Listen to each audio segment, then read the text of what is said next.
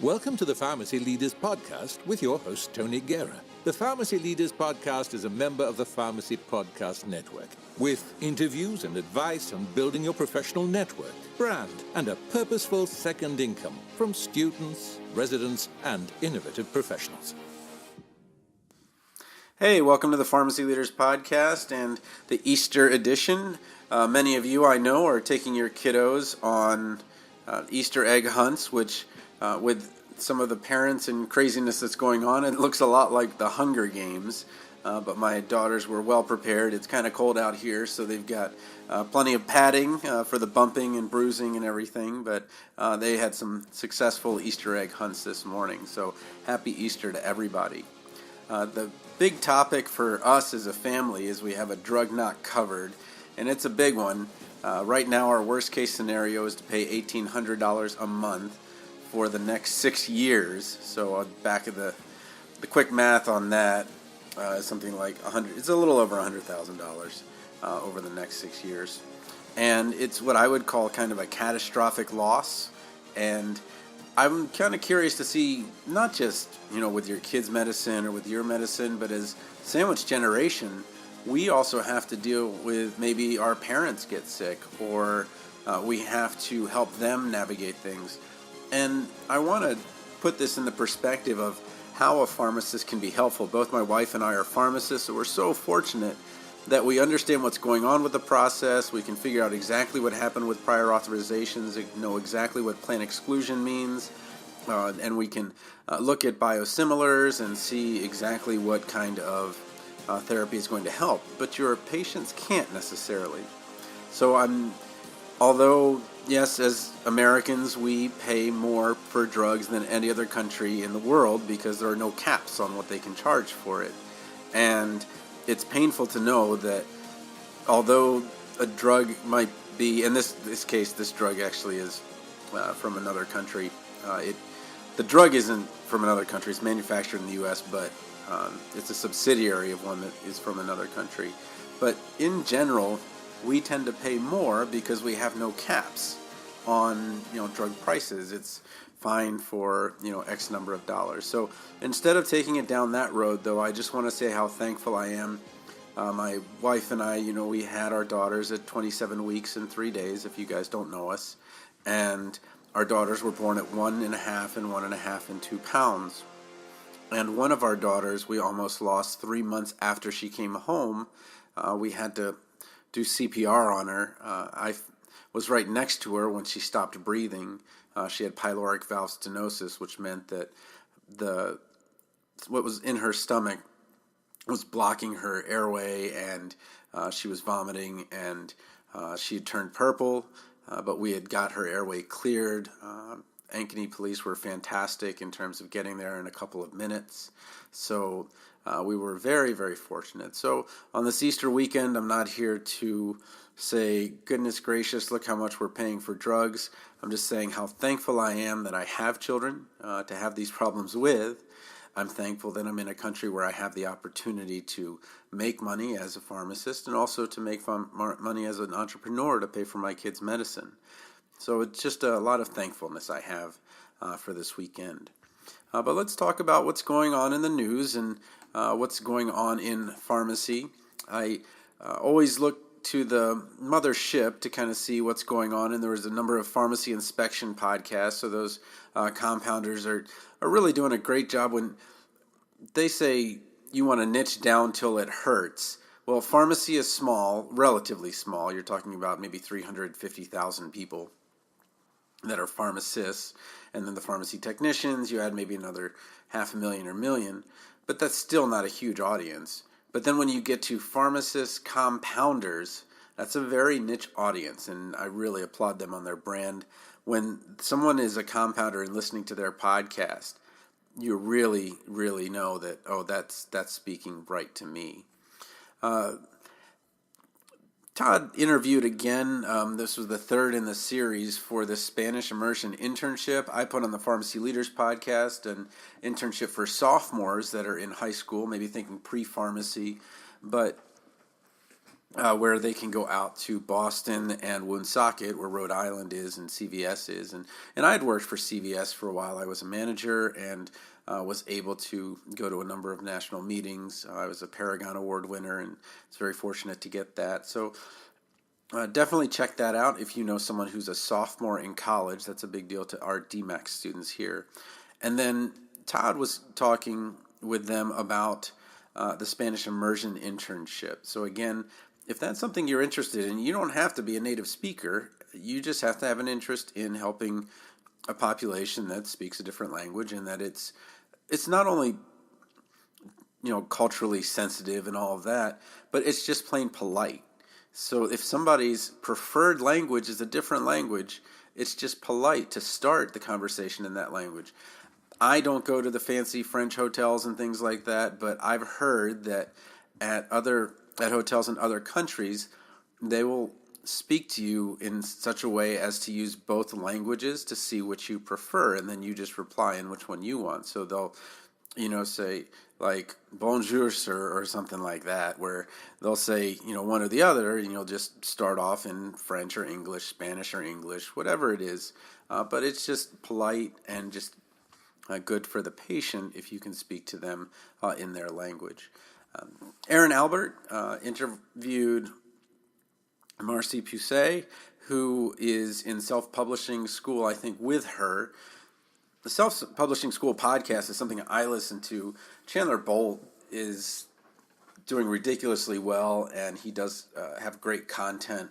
I definitely recommend his podcast. It comes out once a week on, I think it's Tuesdays, and he gets some ridiculously high-end authors on there. And what he really gets, though, is always the interview about, but tell me about your first time. Tell me about how you started off and how you got things going, and I get a lot of value from that.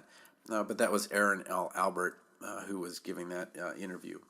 On the Pharmacy Leaders podcast, I have almost all of April done, and I always like to leave room because there's always cool stuff that comes up, but I wanted to make sure that I let you guys know what's going on in the next episodes. Jackie Boyle interviews Dr. Becky Winslow, then Lindsay Tillow, who was my APPE student, and that was kind of cool. Her last day here was her last day of pharmacy school, aside from graduating, so it was definitely kind of cool to let her see her kind of count down towards the end. And she interviews Jessica Anson, who's a resident in North Carolina, Charlotte, North Carolina, where she's going. And that's the kind of cool thing about this rotation, is that you get to interview someone, and then I'll interview you, and we'll certainly get to my interview of Lindsay later in the month. But there's always someone that you should talk to before you try to take your next step. And for one APPE student, it was talking to another APPE or somebody who had just graduated and was just ahead of her in the same industry. Another talked to a residency director to see if that area would be something that she's interested in. And then Lindsay reaching out to Charlotte, North Carolina, where she's going to live and start her career with CVS and Target. So it's just a really, really great opportunity for those students to not only get their voices heard, but also get an opportunity to talk to somebody who's in the field where they want to be. Then I get to interview, I'm just going to post it on Friday. Kelly Jo Welter is a Drake University P2 student. She is the APHA ASP President-elect, and that's the national APHA ASP. And she is so articulate about life balance as it relates to being a student. She's also on the dance team at the same time that she's doing this, doing pharmacy school and then serving APHA in this way. So we'll first hear from her on Friday about how she kind of got to where she is. And then on Monday, we'll learn more to help the APHA ASP chapters out there and kind of talk about some of the goals that she has as part of the APHA ASP group and what she hopes for over the next 2 years as she's president-elect and then president. On Wednesday, I take us to Bath, England. It's very exciting. Joanna Penn, who has the creativepenn.com, and that's pen with a double N. She has the podcast, she has the website, fantastic branding, not only with her nonfiction, but also with her fiction as J.F. Penn.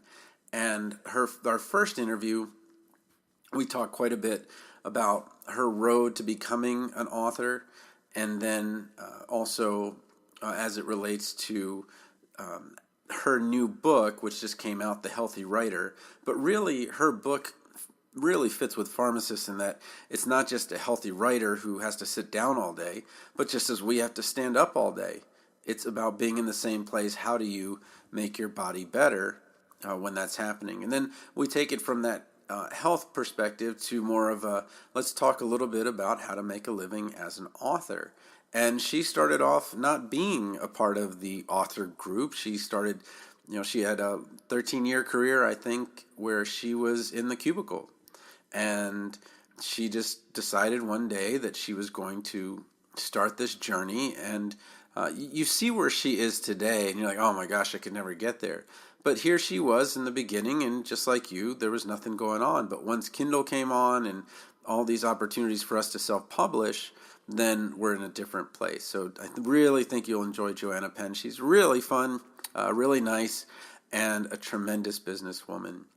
I will go, then I'll have my interview with Lindsay Tillode, so my P4 student, and kind of talk to her about what she's thinking and really how she approached getting a job. And she started early. She started, I want to say, August or September, and started talking to people about where she was going to go and what she wanted to do and stay with the company that she works as an intern for. Then I have a physician author on who we're going to talk to about his book titled Physician. And so many of us want to work with physicians, but I think it's first seek to understand, then we'll have a better understanding of what we can provide or how to work with them.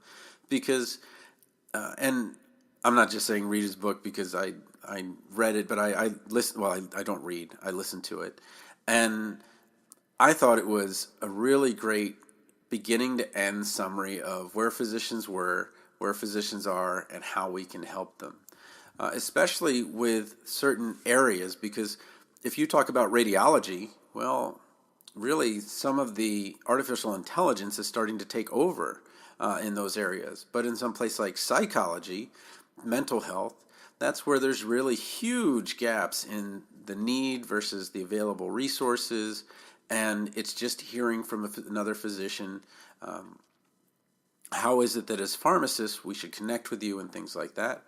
And then to top it off, Mahesh Katagi is a comedian pharmacist who has both New York and West Coast representation. So he talks not just about like, hey, I got up on stage and I was funny and then everything worked out for me. He said, hey, I got up on stage and I found out what I thought was funny was not funny, and how he worked really hard to build his craft, but also that you need more than just, okay, well, you're a comedian, what else do you have? Because are you somebody that somebody can use for commercials or for other things? So really excited about the next 3 weeks on the Pharmacy Leaders podcast. Well, let's also make sure to take a look at what else has been out there. TLDR Pharmacy, I didn't see it on his website because I get the email. So if you are on TLDR Pharmacy's email list, you got the special buy-in to the most recent cheat sheet. And it's really helpful because I got the cheat sheet for diabetes, and here I am writing the audio for the audio script for this book, which I completely forgot to talk about, Memorizing Pharmacology Mnemonics, which I wrote. So let me go to my book too. Memorizing Pharmacology Mnemonics is an add-on to Memorizing Pharmacology. So for those of you that don't know or don't listen to the last part of the episodes, Memorizing Pharmacology, a relaxed approach, is a way to learn the top 200 drugs. But what I was always kind of looking for is a bridge. Is there a bridge between the what you learn in the classroom and then getting to your NAPLEX studying, or for nurses, the NCLEX, or for physicians to be the USMLE. And how do you take going from, okay, I know a couple of drugs in the class, to knowing, 6 proton pump inhibitors or 4 H2 blockers? Or, when you're getting into antifungals, you're talking about 12 to 14 antifungals. How do you start bridging that? And I started writing the book, and it's available as an ebook right now for $4.99 on Amazon. And I'm working to try to get a narrator. So if that's something you do, definitely go on ACX and put in your application or put in your audition. But I really don't want to read it myself. I can. I'm just hoping that there's a talent out there that has the ability to read most of the drug names and most of the words, so it's not a problem. But I forget how easy this is, and I wanted to bring this back to patient care, where we forget how easy it is for us to pronounce all the drugs and all the issue and all the things to go along with that. And we got to remember, we need to meet the patients where they are as well. Okay. So anyway, back to TLDR Pharmacy. If it's on his email list, then get the cheat sheet. If you are not on his email list, I recommend you do. He gives you 3 free things if you do: an antibiotic cheat sheet, residency job interview evaluation form, and then chapter 1 of his book, Pharmacy School, The Missing Manual. Let's see. So the pharmacy girl, I think she had a new blog this week. I read it every week, but sometimes she doesn't have a new one. Sometimes she does. But I think she was too busy with the podcast episode that she put together for us, which you'll hear on Monday. But her last one was on mentorship, and if you haven't checked it out, I definitely recommend that you do. Kevin Yee talks about recovering from burnout. And as pharmacists, I remember being at the grocery store and not even wanting to shop for groceries. I didn't even have that energy. Just like, no, I'm just not. I'm just going home. I'm done. And he does a good job of talking about that. And then Brian Fung has a series of videos that came out last week, if you're still kind of looking at that, talking about not matching in the residency and then what to do with the residency scramble. All right, well, happy Easter. Hope you guys have a great weekend, and I will talk to you guys again next Sunday. Support for this episode comes from the audiobook Memorizing Pharmacology, a relaxed approach. With over 9,000 sales in the United States, United Kingdom, and Australia, it's the go-to resource to ease the pharmacology challenge. Available on Audible, iTunes, and Amazon.com, in print, ebook, and audiobook. Thank you for listening to the Pharmacy Leaders Podcast with your host, Tony Guerra. Be sure to share the show with the hashtag #PharmacyLeaders.